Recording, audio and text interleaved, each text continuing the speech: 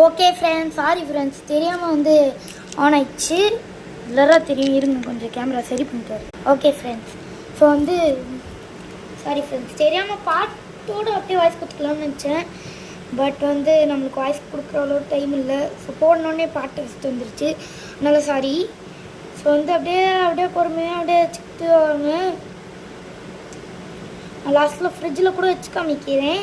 அதுக்கு முன்னாடி இது பார்ட் 7 போக 90% சான்ஸ் இருக்கு.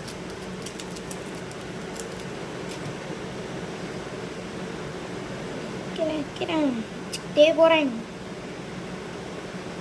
இது பார்க்க நல்லா இருக்குன்னு நினச்சேன், ஆனால் கொஞ்சம் மொக்கையாக தான் இருக்குது. நான் ஃப்ரிட்ஜில் வச்சு காமிக்கிறேன். ஓகே ஃப்ரெண்ட்ஸ், வந்து நான் வந்து வச்சுட்டேன். லாஸ்ட் வைக்க போகிறேன். ஐயோ பண்ண மாட்டேங்குது. ஸோ அதுக்கப்புறம் வந்து நான் வந்து லைட்டு ப்ளூ எடுத்துருக்கேன். ஏன்னா எங்கள் வீட்டு கலர் வந்து லைட். ஸோ வந்து லைட்டு ப்ளூ எடுத்திருக்கேன். இதில் எதுனா என்ன ப்ளூவான்னு தெரில.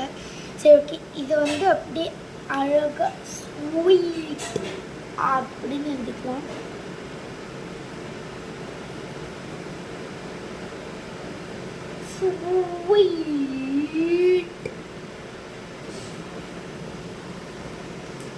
நல்லா இருக்குன்னு நினைக்கிறேன். பார்க்க அப்படியே பச்சை கலர் அழகாக இருக்கு. பர்பிள் கலர் வேணாம், பிங்க் கலர் தான் யூஸே பண்ணல. கிழங்கு ஒரு பக்கம் மாதிரி இருக்குது. ஸோ வந்து ஸ்வீட்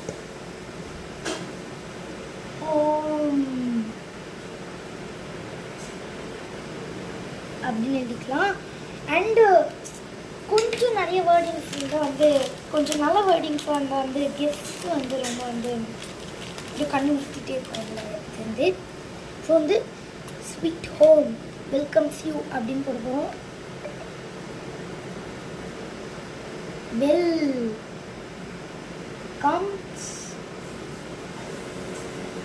யூ.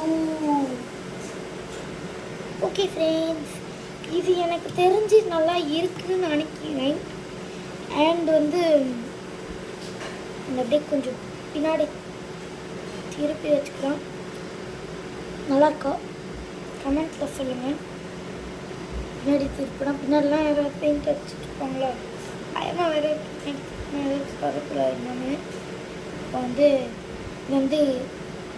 நம்ம வந்து என்ன பண்ணுவோம்னா மேக்னெட்